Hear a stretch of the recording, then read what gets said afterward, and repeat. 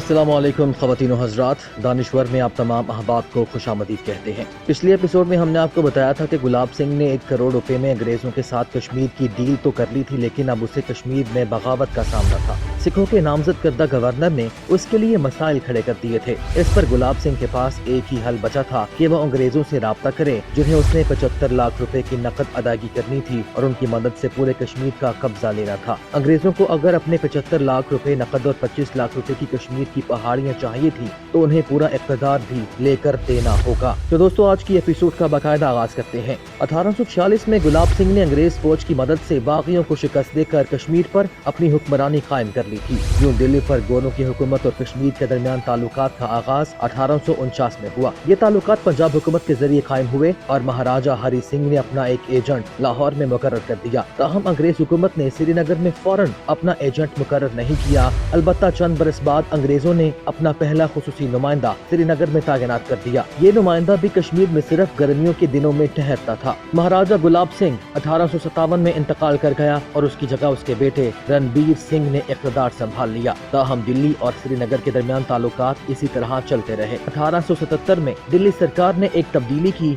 और अपने अफसर खास को हुक्म दिया कि अब वो इंडियन हुकूमत के साथ बराह रास्त राब्ते में रहेगा। 1885 में महाराजा रणबीर सिंह का भी इंतकाल हो गया। उसकी जगह महाराजा प्रताप सिंह ने ले ली।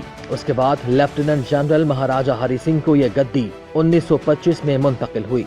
वो जम्मू और कश्मीर का हुक्मरान था। जब हिंदुस्तान तकसीम हो रहा था तो उस वक्त कश्मीर बहुत अहम जगह पर वाक़ था। मशरिक में तिब्बत और शिमाल मशरिक में चीन का सूबा संकियांग और अफगानिस्तान, शिमाल में गिलगित, करीब ही शिमाल में अफगानिस्तान का इलाका वाकान और मगरिब में गिलगित से काशगर तक का रूट था। इससे चंद मील परे रूस का इलाका तुर्कमानिस्तान था। जम्मू और कश्मीर में मुसलमानों की तादाद ज्यादा थी, जो बाद में तकसीम की वजह से मुतासिर हुई। लद्दाख में ज्यादा बुद्ध मजहब के मानने वाले थे। अगरचे रियासत में अक्सरियत मुसलमानों की थी, लेकिन महाराजा हरी सिंह के खिलाफ ये शिकायत आ रही थी कि हुकूमत और फौज में हिंदुओं को ज्यादा नौकरियां मिली हुई हैं। ख़वातीन और हज़रात, जब 3 जून को लॉर्ड माउंटबेटन ने हिंदुस्तान की तकसीम करने का ऐलान किया तो उसके जहन में कश्मीर की रियासत का मुस्तकबिल भी था। एक ऐसी रियासत जो रकबे के हिसाब से हिंदुस्तान की चंद बड़ी रियासतों में से एक थी और ऊपर से अक्सरियती आबादी मुसलमान थी, लेकिन उसका हुक्मरान एक हिंदू राजा था। लॉर्ड माउंटबेटन महाराजा हरी सिंह को अच्छी तरह से जानता था। हरी सिंह दरअसल 1922 में बरतानिया से आए प्रिंस ऑफ वेल्स के दौरे में उनका स्टाफ अफसर था। नौजवान लॉर्ड माउंटबेटन अपने कजन के हमरा हिंदुस्तान के इस दौरे पर था। उसने कश्मीर में राजा हरी सिंह के साथ पोलो तक खेली हुई थी, इसलिए पुरानी जान पहचान के नाम पर महाराजा ने लॉर्ड माउंटबेटन को हिंदुस्तान का वायसराय लगने के बाद 2-3 दफा कश्मीर का दौरा करने की दावत भी दी थी। अब वक्त आ गया था कि लॉर्ड माउंटबेटन कश्मीर का दौरा करे ताकि इस रियासत का मामला हल हो कि कश्मीरी किसके साथ शामिल होना चाहते हैं, हिंदुस्तान या फिर पाकिस्तान। यूं जुलाई 1947 में लॉर्ड माउंटबेटन श्रीनगर में महाराजा हरी सिंह के साथ बैठा था ताकि उसे समझा सके कि वो हिंदुस्तान या पाकिस्तान में किसी एक के साथ मिल जाए। अकल का तकाजा ये था कि कश्मीर को पाकिस्तान के साथ मिलना चाहिए क्योंकि उसकी अक्सरियती आबादी मुसलमान है। ये वो इलाका था जिसके बारे चौधरी रहमत अली ने बात की थी तो कहा था कि पाकिस्तान में के कश्मीर के लिए है। वायसराय लॉर्ड माउंटबेटन ने ये दलील मान ली थी कि कश्मीर को पाकिस्तान के साथ जाना चाहिए। माउंटबेटन ने महाराजा हरी सिंह को बताया कि उसकी कांग्रेसी रहनुमा सरदार पटेल से बात हो गई थी और ये फितरी बात भी थी कि कश्मीर के राज्य को पाकिस्तान के साथ इल्हाक करना चाहिए और हिंदुस्तान के मुस्तकबिल की हुकूमत राजा के इस फैसले को सराहेगी और कोई एतराज नहीं करेगी। माउंटबेटन ने परेशान हाल महाराजा को बताया कि श्रीनगर आने से पहले उसकी सरदार पटेल से इस मामले पर बड़ी तफसील से बात हुई और सरदार पटेल ने जमानत दी थी कि अगर महाराजा हिंदुस्तान की बजाय पाकिस्तान के साथ मिल जाए तो वो इस फैसले पर एतराज नहीं करेंगे। एक तो आबादी मुसलमान थी और फिर जोग्राफियाई तौर पर भी इस रियासत का इल्हाक पाकिस्तान से होना चाहिए। राजा की आंखों में परेशानी और गैर यकीनी की सूरत हाल देखकर माउंटबेटन फौरन बोला, हाँ, मेरी जनाह से बात हुई थी। उन्होंने यही गारंटी दी है कि अगर कश्मीर का राजा पाकिस्तान के साथ इल्हाक कर ले तो वो उसे पूरी इज्जत और एहतराम देंगे, चाहे वो मुसलमान रियासत का हिंदू महाराजा ही है। दोस्तों, महाराजा हरी सिंह को अब कुछ जाती खतरात लाहक हो चुके थे। जो अंदेशे उसके जहन में थे उनसे लॉर्ड माउंटबेटन लाइल्म था। महाराजा को पता था कि हिंदुस्तान या पाकिस्तान के साथ इल्हाक के बाद उसे जल्द या बदेर ये गद्दी छोड़नी पड़ेगी। नेशनल कॉन्फ्रेंस पहले ही इसके खिलाफ तहरीक शुरू कर चुकी थी और उस पर संगीन इल्जाम था कि वो फौज और हुकूमत में मुसलमानों को अक्सरियत में होते हुए नौकरियां नहीं देता। शेख अब्दुल्ला कश्मीरियों को बड़े पैमाने पर उसके खिलाफ कर चुका था और उसके खिलाफ तहरीक भी शुरू कर चुका था और कश्मीर छोड़ दो की तहरीक भी चल रही थी। पाकिस्तान से खतरा था कि कुछ दिनों बाद उसे उठाकर फेंक दिया जाएगा। खतरा हिंदुस्तान से भी था कि नेहरू जैसा सोशलिस्ट लीडर जो उससे नफरत करता था भारत के साथ इल्हाक की शक्ल में कब उसे बर्दाश्त करेगा। वो अपनी रियासत खो बैठेगा। महाराजा हरि सिंह को उस वक्त एक तरफ खाई तो दूसरी जानिब दरिया दिखाई दे रहा था। रियासत बचाने का कोई तरीका उसे समझ नहीं आ रहा था। कुछ देर सोचने के बाद महाराजा ने आखिरकार अपने होंठ खोले। लॉर्ड माउंटबेटन बेचैनी से उसके जवाब का इंतजार कर रहा था। महाराजा बोला, मैं किसी सूरत पाकिस्तान के साथ इल्हाक नहीं करूंगा। माउंटबेटन बोला, अगरचे फैसला तुमने करना है लेकिन मेरा ख्याल है कि तुम सोच समझ कर ये फैसला करो, क्योंकि तुम्हारी रियासत की 90% आबादी मुसलमान है। लेकिन अगर तुम पाकिस्तान के साथ इल्हाक नहीं करना चाहते तो फिर दूसरा ऑप्शन ये है कि तुम हिंदुस्तान के साथ इल्हाक कर लो। अगर तुम्हारा ये फैसला है तो फिर मैं एक इन्फेंट्री डिवीजन कश्मीर भेज देता हूँ ताकि वो तुम्हारी सरहदों की हिफाजत कर सके। महाराजा का जहन किसी और तरफ ही मसरूफ था। वो काफी देर तक लॉर्ड माउंटबेटन को देखता रहा, जैसे सोच रहा हो कि क्या उसे ये बात लॉर्ड माउंटबेटन से करनी चाहिए या नहीं, और अगर उसने ये बात कर दी तो माउंटबेटन का रद्द-ए-अमल क्या होगा, वो कितनी हिमायत करेगा,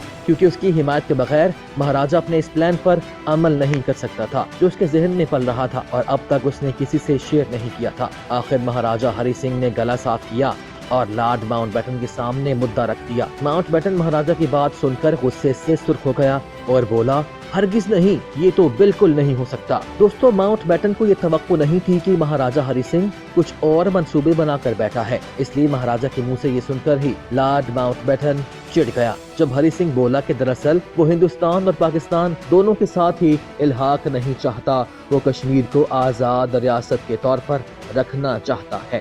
लॉर्ड माउंटबेटन को पहली दफा ये नहीं सुनना पड़ा था कि राजे महाराजे हिंदुस्तान या पाकिस्तान के साथ इल्हाक नहीं चाहते। सबको खतरात लाहक हो चुके थे कि हिंदुस्तान या पाकिस्तान की शक्ल में उनके राज खत्म होने वाले हैं। तख्त से उतरकर खुद रियाया बनना पड़ेगा। वो सब किसी न किसी तरह आजाद रहना चाहते थे। शुरू में लॉर्ड माउंटबेटन ने भी यही फॉर्मूला पेश किया था कि हिंदुस्तान में 2 की बजाय दर्जन भर मुल्क बनाए जाएं और रियासतों को 3 ऑप्शन दिए जाएं।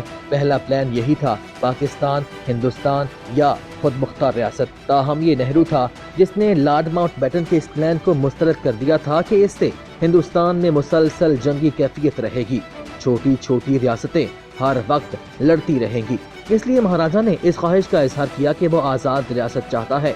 तो लॉर्ड माउंटबेटन फौरन बोला, ये मुमकिन नहीं है। तुम चारों तरफ से पहाड़ों में घिरे हुए हो, कश्मीर का रकबा बहुत ज्यादा है लेकिन इसके मुकाबले में आबादी बहुत कम है। मुझे खतरा महसूस हो रहा है कि तुम्हारे इस रवैये की वजह से पाकिस्तान और भारत के दरमियान कशीदगी जन्म लेगी। तुम्हारे 2 हरीफ हमसाए इस कश्मीर इशू की वजह से हर वक्त एक दूसरे पर बंदूकें ताने खड़े होंगे। तुम दोनों मुल्कों के दरमियान लड़ाई झगड़े की वजह बनोगे। कश्मीर मैदान जंग बनकर रह जाएगा। अगर तुमने एहतियात से काम ना लिया तो न सिर्फ तुम अपना इक़्तिदार खो बैठोगे बल्कि तुम्हारी जान भी खतरे में होगी। महाराजा को ये सुनकर शदीद मायूसी हुई। उसने नफी में सर को झटके दिए और चेहरे पर गहरी उदासी छा गई। उसके ख्वाब चकनाचूर हो गए थे। अगरचे वो दिल्ली से आए अपने मेहमान को ट्राउट मछली के शिकार के लिए दरिया के किनारे ले गया, लेकिन उसने सारा दिन कोशिश की कि माउंटबेटन से फासला रखे ताकि उसे दोबारा हिंदुस्तान और पाकिस्तान में से किसी एक का ऑप्शन इस्तेमाल करने पर मजबूर ना कर सके।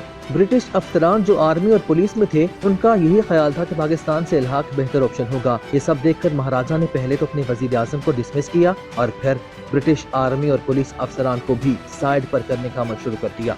उनकी जगह उसने डोगरा फोर्स के नौजवानों को मंगवा लिया। हवा में ये सब तब्दीलियां देखकर मुसलमान अफसरान और जवानों ने कश्मीर आर्मी को छोड़ना शुरू कर दिया था।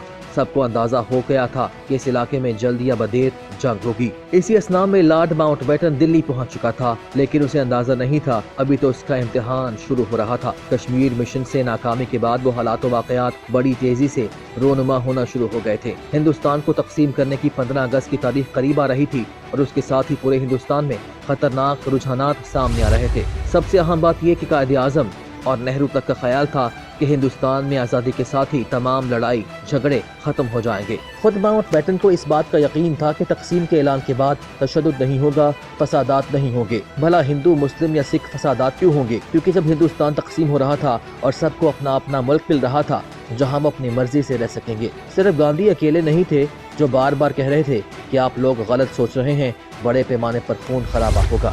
لارڈ ماؤنٹ بیٹن کو اس سنگین خطرے کا احساس اس وقت ہوا جب اسے لاہور سے ایک خوفناک اطلاع دی گئی۔ CID پنجاب کی جانب سے وائس رائے کو بھیجی گئی یہ سیکرٹ انفارمیشن اتنی خوفناک تھی کہ لارڈ ماؤنٹ بیٹن نے فوری طور پر قائد اعظم اور لیاقت علی خان کو پیغام بھیجا کہ وہ جلد ملاقات کے لیے تشریف لائیں۔ اب قائد اعظم اور لیاقت علی خان وائس رائے کے اسٹڈی روم میں حیران بیٹھے تھے کہ وائس رائے نے انہیں کیوں اتنی ایمرجنسی میں فوری طور پر بلایا ہے۔ اسٹڈی میں ان دونوں کے علاوہ ایک افسر بھی موجود تھا جس کا تعارف لارڈ ماؤنٹ بیٹن نے جناح اور لیاقت علی خان سے یہ کہہ کر کرایا تھا کہ جنٹلمین اس کا نام سیوج ہے، کیونکہ وہ جس ایجنسی سے تعلق رکھتا تھا وہ برٹش انڈیا کی سب سے معتبر ایجنسی تھی، اس کی اطلاع غلط نہیں ہو سکتی تھی۔ خواتین و حضرات، سیوج نے قائد اعظم محمد علی جناح اور لیاقت علی خان کو کیا خبر سنائی وہ ہم آپ کو اگلی قسط میں بتائیں گے۔